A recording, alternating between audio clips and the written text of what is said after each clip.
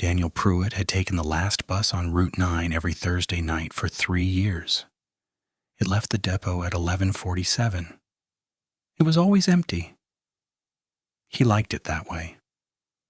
That Thursday, the bus was already waiting when he arrived. The driver wasn't. Daniel checked his phone. 11:44, 3 minutes early. The doors were open and the seat was warm, so he climbed on anyway.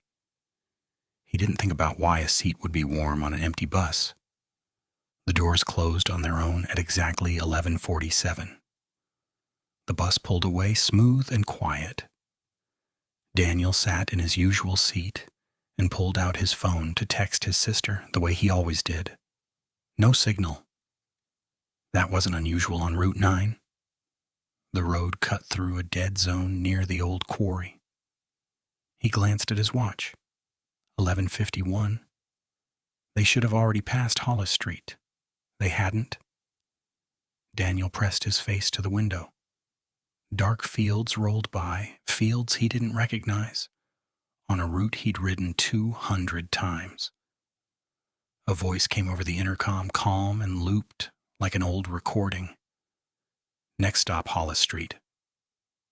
But they had already passed it, hadn't they? Daniel stood and walked toward the front, past empty seat after empty seat. Every cushion had a small dent in it, like something had been sitting there. Recently, all of them. The driver's seat was empty too. The wheel turned on its own in slow corrections, keeping the bus on a line that matched no street Daniel knew. "Where are we going?" he asked to no one. The intercom answered. "Next stop, Hollis Street." It said it again. And again, the gaps between announcements shrinking, like a tape running faster than it should. Daniel pulled the stop request cord.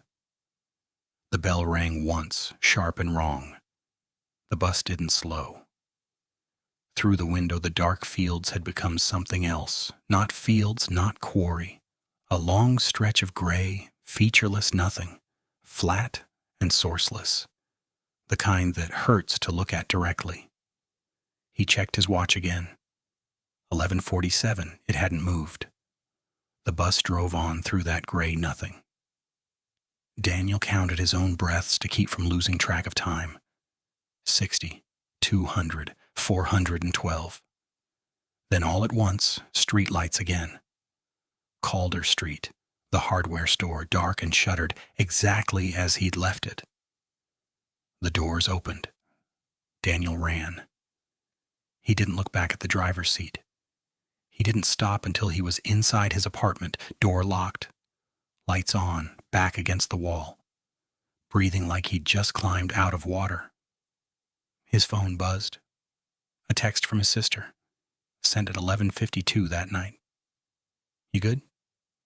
You usually text by now." He stared at the timestamp. 11:52. He had been on that bus far longer than 5 minutes. He'd counted 412 breaths. The next Thursday, Daniel walked the 4 miles home instead, the long way, past lit storefronts, anywhere there were people and ordinary noise. He didn't take Route 9 again. Not the stop on Calder, not even the sidewalk near it. 3 weeks later, a friend mentioned in passing that the city had quietly pulled Route 9 from the schedule. No announcement. Just gone. Daniel asked why. His friend said the depot had a record of only one rider on that last Thursday run in months. Just one name on the manifest. Daniel didn't ask whose name it was. He didn't have to.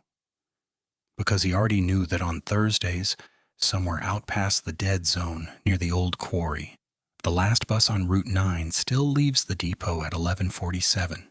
It is always empty, and it is always exactly on time.